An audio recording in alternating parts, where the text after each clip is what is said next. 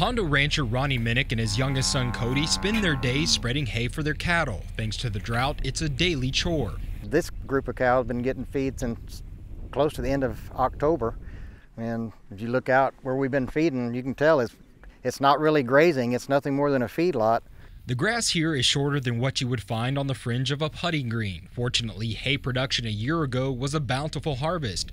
The Muenniks will tell you they grew enough round bales of hay to last them through 3 winters. Then the drought hit. I have enough for about probably another 2 weeks. Just down the road, Richard Moos walks a desolate field of what should be a mature milo crop. Instead, is a field of 2-inch sprouts that have just broken through, thanks to 1.5 inches of rain. It's the only measurable rainfall this year. The lack of rain has put him 2 to 3 months behind, forcing him to try and grow a crop during the hot, dry summer months. The odds are against him. I've gone through several years like this, but not this long and not this dry. You know, usually you'd get something up and it'd be high enough to run your cattle on or something. This year it don't look like it's going to make it. Cattle are heading to the auction barns at a record pace. In the Hondo area, Muennink says the numbers have doubled.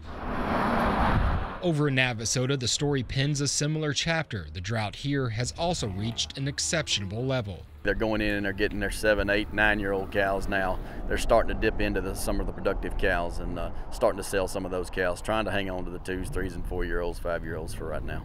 Tom Paben has seen his stock tanks out in Waller turn bone dry. Less than 1/3 of the average rainfall has fallen. The consequences are costly. Corn stands only 3 feet tall, and ear sprouts from each plant, but it is worthless. Hay supplies are going fast. Paben usually sells hay to turn a profit, but this year he has been forced to hold on to all he can. You got your infrastructure, so you just keep going. But at a time, I guess it will come. You'll have to pencil it out and see if it's, feasible to continue to do this. County neighbor David Groschke's corn crop paints a similar picture. I've had failed soybean crops, but never lost a corn crop. 96 and 98 was bad. We averaged 29 bushels to the acre then, but this is a lot worse. I've never been through anything like this. Waller County rice farmer Rodney Peterson normally doesn't irrigate this time of year. Instead, pumps are running around the clock. Peterson has already shot half of his irrigation budget for the entire year. 1,500 to 1,800 hours usually does it, but we're going to have some engines this year that'll have 3,000 hours on them. And I hope we get by with that.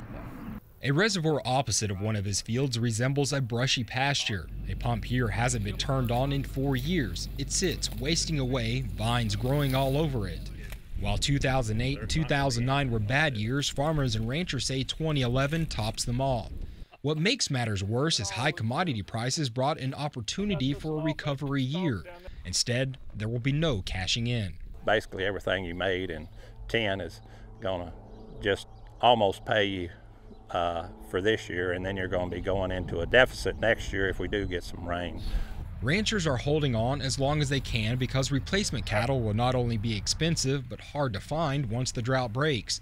The spirit of those who work the land is unbreakable. They have faced tough times before, but not since the 50s has a drought come on with such a vengeance. The farmers and ranchers, it's in their hearts, and they manage. It's a tough time. For TFB News, Matt Felder, Texas.